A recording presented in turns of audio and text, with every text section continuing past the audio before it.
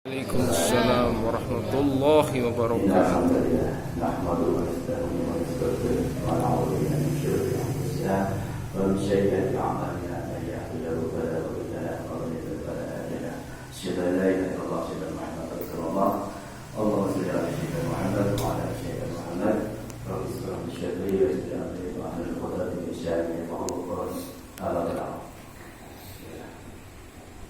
Yang kami hormati dan kami tadiri Pak Bupati Sunol beserta keluarga mungkin kalau hadir, dan adik-adik, anak-anakku yang kami banggakan mensayangi. Pertama-tama marilah senantiasa kita membacakan puji syukur kepada Allah Subhanahu wa taala yang telah melimpahkan segala rahmat dan nikmatnya kepada kita semua, sehingga sampai pada malam hari ini insyaallah kita semua dalam kondisi sehat walafiat ya. Dan alhamdulillah juga sudah melaksanakan puasa Ramadan sampai dengan hari malam ini, malam ke-11 ya. Malam ke-11, dan kita berharap dan berdoa semoga kita semua senantiasa dalam kondisi sehat walafiat sehingga dapat menyelesaikan puasa Ramadan ini sampai pada akhir penghujung Ramadan, dan semoga juga apa yang kita sudah lakukan dan akan dilakukan di sepanjang bulan Ramadan mendapatkan ridho dari Allah Subhanahu wa taala, dan kita mendapatkan predikat orang-orang yang bertakwa. Amin ya rabbal alamin. Jadi adik-adik dan santriwan-santriwati ya yang saya betul-betul banggakan, betul-betul malam ini saya merasa bahagia ya, bisa bertemu langsung dengan adik-adik. Ya, jadi kalau tidak ada kesempatan ini, kemungkinan saya juga tidak menyempatkan hadir di sini untuk bisa bertatap muka. Dan alhamdulillah mungkin sekitar 200 orang bisa hadir di sini ya. Kita selalu semangat. Kita tidak memandang berapa yang hadir, tetapi niatan kita bagaimana kita bisa mendakwakan apa yang bisa kita dapatkan gitu ya.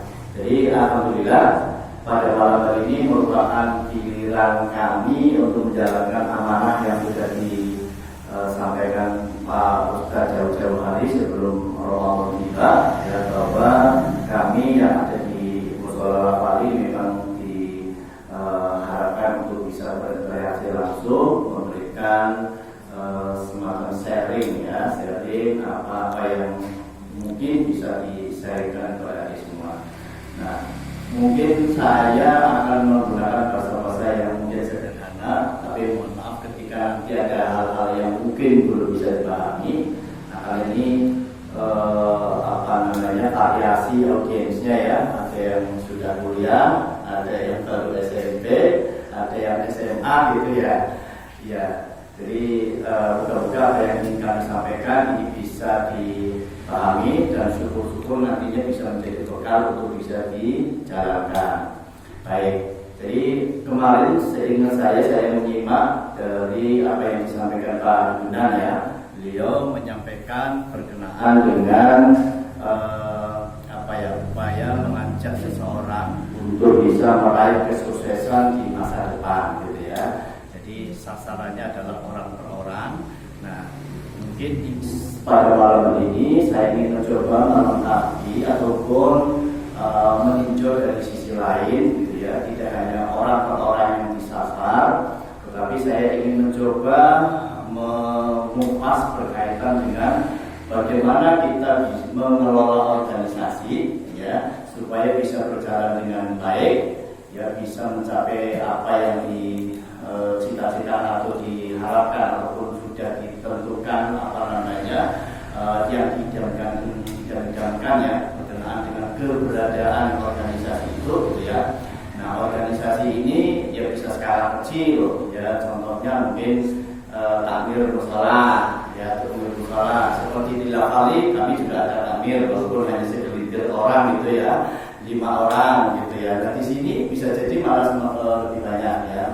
Juga pengurus pondok pesantren atau makafis Baitul Uswafil Quran gitu ya, tentu juga di sini ada organisasinya walaupun mungkin strukturnya sederhana, tapi itu juga bentuk dari organisasi. Juga ada organisasi yang berskala besar, perusahaan misalkan, ya perusahaan nasional bahkan internasional gitu ya. Nah, bagaimana sih mengelola organisasi ini bisa berjalan dengan baik gitu ya? Karena bagaimanapun adik-adik juga saat ini maupun ke depan tentu akan terlibat di dalam kegiatan-kegiatan keorganisasian. Bahkan mungkin menempati pada posisi penting gitu ya. Nah, secara umum ya, pengelolaan organisasi itu relatif sama ya. Kita ingat atau mungkin ingin saya sampaikan ya, konsep dasarnya ya, melakukan sebuah kegiatan ya, ataupun organisasi coba pegang 4 hal gitu ya, mungkin bisa diingat masing-masing. Apa itu 4 hal? Ya, kita pertama adalah plan ya, kemudian do, kemudian check dan action ya, singkatannya PDCA. Nah, itu sih diingat saja, PDCA. Nah, P-nya apa tadi? Plan gitu ya. Plan adalah perencanaan ya. Nah, perencanaan ini bisa bersifat jangka pendek, menengah maupun jangka panjang gitu ya. Nah, bagaimana rencana ini dibikin atau dibuat? Tentu juga harus disesuaikan dengan apa yang ingin kita raih di masa depan gitu ya. Kemarin Pak Bina menyampaikan sebaiknya adik-adik semua menetapkan apa yang menjadi keinginan di masa depan. Nah, begitupun organisasi juga harus menentukan apa sih yang diharapkan di masa depan ya, mungkin jauh ke depan nantinya gitu ya. Nah, itulah yang dinamakan dengan visi gitu ya. Jadi perusahaan ataupun organisasi, bahkan takmir masjid yang kecil pun gitu ya, ketika ingin organisasinya berkembang dengan baik ya, sebaiknya juga harus menetapkan apa sih yang diinginkan kita ke depan. Karena apa yang diinginkan, apa yang didamkan ya di masa depan ini menentukan langkah-langkah yang akan kita ambil gitu ya. Jadi ketika kita sudah menetapkan kapan jangka waktu itu diraih gitu ya, tentu kita harus melaksanakan apa yang dinamakan perencanaan ya, jangka pendeknya seperti apa, jangka menengahnya seperti apa, jangka panjangnya seperti apa. Nah, itu disusun bersama gitu ya, disusun bersama yang diyakini rencana itu akan mendorong pencapaian apa yang sudah ditetapkan harapannya di masa depan atau visinya gitu ya. Nah, itu dia. Jadi pertama berangkat dari plan, kemudian setelah direncanakan ya dengan matang ya, kira-kira apa yang sudah diprogramkan, berapa budget yang akan dilakukan, apa dianggarkan gitu ya, kemudian dari mana anggaran ini bisa didapatkan dan sebagainya gitu ya. Dari perencanaan terhadap sumber daya manusianya memadai atau tidak gitu ya, kemudian sumber daya pendanaan misalnya itu seperti apa dan sebagainya. Nah, ketika itu sudah dijalankan, nah rencana-rencana ini tentu harus dijalankan. Nah, jadi sudah memasuki tahapan do ya, PD gitu ya, do. Nah, itu harus dijalankan terus gitu ya, dengan berbagai sumber daya yang sudah diterapkan. Mungkin si A bertugas sebagai apa dalam proses menjalankan program itu. Nah, kemudian si B tugasnya apa, si C tugasnya apa dan sebagainya. Semua bergerak sesuai dengan tugas dan tanggung jawabnya masing-masing. Di dalam satu komando, apakah itu ketua ataupun biasanya ketua yang akan mengkoordinir, akan mendirigeni ya, akan memimpin jalannya sebuah program gitu ya. Nah, itu jalan terus gitu ya, sesuai dengan apa yang sudah ditargetkan waktunya. Nah, kemudian jangan lupa apakah yang sudah dijalankan itu sudah sesuai target, sudah efektifkah dan sebagainya. Nah, masuklah ke tahap yang namanya cek gitu ya, cek atau evaluasi. Ya, apakah program yang sudah dijalankan itu betul-betul sesuai target yang diinginkan, Sehingga ketika target ini dicapai, tentu harapan untuk mencapai apa yang sudah diidamkan di depan di masa mendatang itu diyakini bisa tercapai. Istilahnya sudah on the track gitu ya, sesuai jalurnya gitu ya, sesuai jalurnya. Nah, ketika dievaluasi ada hal-hal yang memang belum sesuai dan kira-kira tidak efektif, ya tentu itu menjadi bagian dari hal-hal yang perlu diperbaiki, gitu ya, perlu diperbaiki. Nah, kemudian dari hasil evaluasi ini, ya kemudian harus dilakukan tindakan-tindakan perbaikan. Nah, tindakan perbaikan itulah yang dinamakan action, gitu ya. Jadi siklus PDCA ini sudah berjalan, ya, untuk satu program yang dicanangkan, gitu ya. Nah, program itu bisa untuk skala 1 bulan kah, skala 3 bulan, 6 bulan atau 1 tahun, terserah, termasuk untuk skala yang 5 tahun dan sebagainya. Yang intinya pengelolaan organisasi itu akan efektif, ya, akan dapat berjalan dengan baik, dan ketika memang dimulai dari perencanaan yang baik, ya. Perencanaan yang baik pun tidak mempunyai arti apa-apa ketika proses, ya, pelaksanaannya juga tidak berjalan baik, tidak didukung oleh kecukupan sumber daya, gitu ya, kemudian tidak dijalankan oleh personil-personil yang kompeten, ya, yang memiliki keahlian yang sesuai, gitu ya. Nah, kemudian program yang baik, ya, ketika dieksekusi atau dijalankan dengan baik, ya harapannya tentu akan menghasilkan sebuah hasil yang maksimal sesuai yang diharapkan, gitu ya. Sehingga hasil evaluasinya pun tidak banyak ditemukan adanya upaya-upaya perbaikan yang terlalu menyimpang, ya, terlalu deviasinya terlalu jauh atau kekurangannya itu terlalu banyak, gitu ya, karena memang eksekusinya sudah sesuai dengan program. Nah, kemudian tahapan tadi tentu meskipun proses pelaksanaannya sudah berjalan, ada saja hal-hal yang perlu diperbaiki, gitu ya, diimprove. Nah, itulah sebenarnya langkah simpel yang secara standar organisasi kecil, menengah maupun besar akan menjalankan tahapan-tahapan itu. Jadi ingat PDCA, ya, gitu ya. Nah, mungkin sebagai langkah awal untuk mencoba menjalankan program ini, saya kira adik-adik, gitu ya, disadari atau tidak ketika terlibat di dalam organisasi yang ini, misalkan pengurus musola, pengurus matafis, saya lihat tadi ada struktur kepengurusannya, gitu ya, ketua matafisnya itu Mas Iko apa ya, nah, mungkin bergantian kali ya. Nah, itu coba dimulai konsep ini, misalkan ya, kira-kira pengelola rumah tafis ini berkeinginan apa sih, gitu ya. Mungkin akhir tahun ini kami pengurus berkeinginan mencapai target, misalkan, gitu ya, menarik calon-calon penghafal Quran yang mau untuk mondok di sini, gitu ya. Targetnya adalah 100 orang misalkan.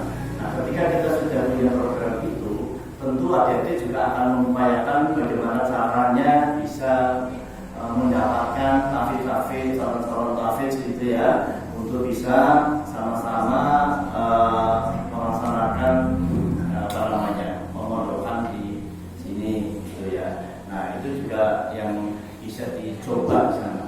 Nah, mungkin sekedar mencoba mengkonfirmasi mungkin ke Pak Ustadz Kusno, ketika beliau mendirikan rumah tahfidz, tentu beliau juga punya niatan, ya, punya tujuan dan punya harapan ke depan seperti apa, gitu ya.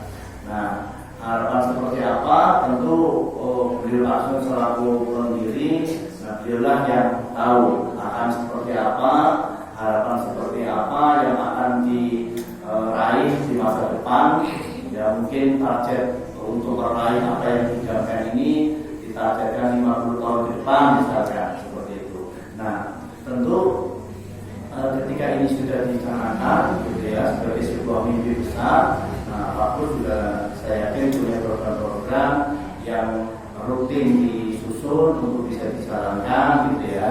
Nah kemudian program itu sudah disampaikan KDD, disosialisasikan, tidak hanya kepada santri, santriawan, santriwati, tetapi juga mungkin kepada orang tua sebagai pihak yang juga terlibat di dalam proses pengelolaan rumah tahfiz misalkan, kemudian mungkin donatur dan sebagainya. Nah ketika proses-proses itu sudah dilakukan, ya komunikasi ya kepada seluruh pihak yang terkait, gitu ya, kemudian saling memahami, tentu mereka akan dengan mudah mungkin melakukan upaya-upaya memberikan kontribusi terbaiknya untuk bagaimana apa yang menjadi harapan besar dari rumah tahfiz, pengelola rumah tahfiz gitu ya, menjadi rumah tahfiz itu bisa dicapai dengan baik gitu ya.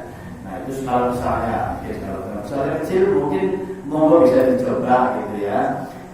Beberapa pengurus duduk bareng, santriawan, santriwati, yuk kita coba belajar menyusun sebuah program kegiatan misalkan, kegiatan yang mungkin jangkanya untuk 3 bulan ke depan misalkan.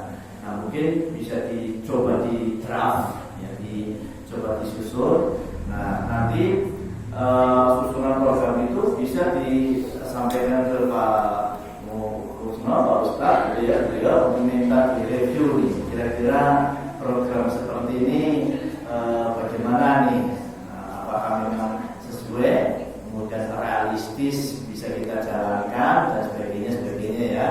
Nah itu melatih adik-adik bagaimana nantinya ketika terlibat secara langsung di dalam sebuah organisasi itu sudah mempunyai bekal yang memadai gitu ya, sudah cukup.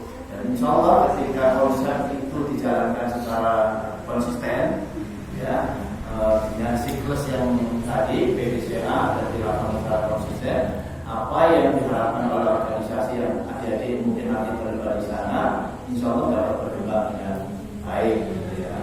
Nah, saya kira dari saat ini pun adik-adik sudah mulai terlibat, saya yakin kepengurusan saya tadi lihat juga ada, gitu ya. Ya artinya sejak dini mulai dari SMP itu pun sudah terlibat di dalam kegiatan keorganisasian ya. Nah, maka coba konsep ini coba diterapkan gitu ya, sederhana saja mungkin untuk jangka waktu 1 bulan ke depan misalkan atau 3 bulan itu silakan.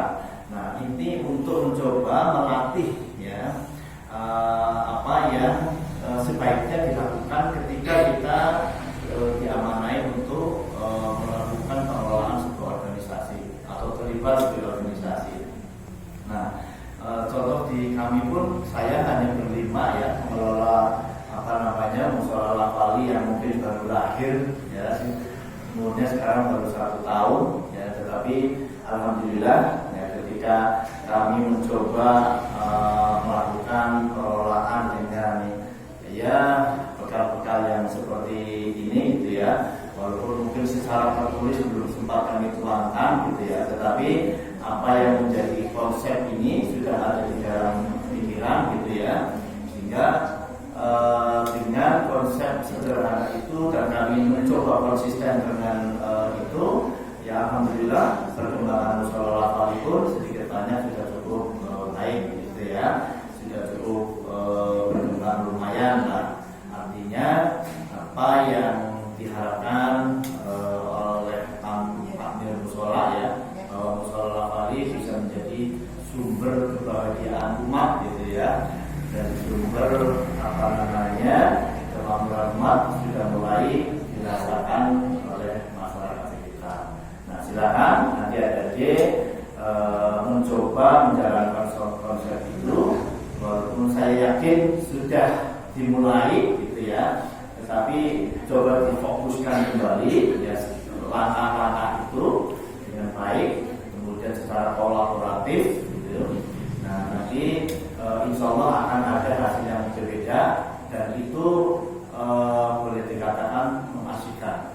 Ya, ketika apa yang kita rencanakan tercapai, waduh, ada sebuah kepuasan tersendiri gitu ya. Nah, itu yang akan mendorong semangat kita lebih ya untuk bisa terus berkiprah mengembangkan organisasi kita gitu ya. Jadi ketika itu bisa dikelola dengan baik, maka kedatangan ADD yang dari jauh-jauh katakan sudah mengorbankan waktu, mengorbankan dalam tanda kutip kekangenan dengan orang tua dan sebagainya ya, kemudian banyak hal termasuk ya masa jauh dari teman-teman sebagainya. Nah, itu tidak terlalu sia-sia, tidak sia-sia lah. Karena apa? Karena memasuk di dalam sebuah wadah organisasi yang sudah terkelola dengan baik, gitu ya. Jadi keberadaan ADD di sini mendapatkan manfaat yang lebih, gitu ya, yang bisa jadi di luar harapan ADD sendiri. Mungkin ADD datang ke sini hanya sekedar keinginannya mondok, ya mungkin menghafalkan Al-Quran, ya gitu ya. Tetapi ketika wadah yang ADD masuki itu memiliki sebuah pengelolaan yang bagus, nah maka tidak hanya keinginan ADD dengan hanya menghafal dan sebagainya, mungkin banyak hal yang juga didapatkan, gitu ya.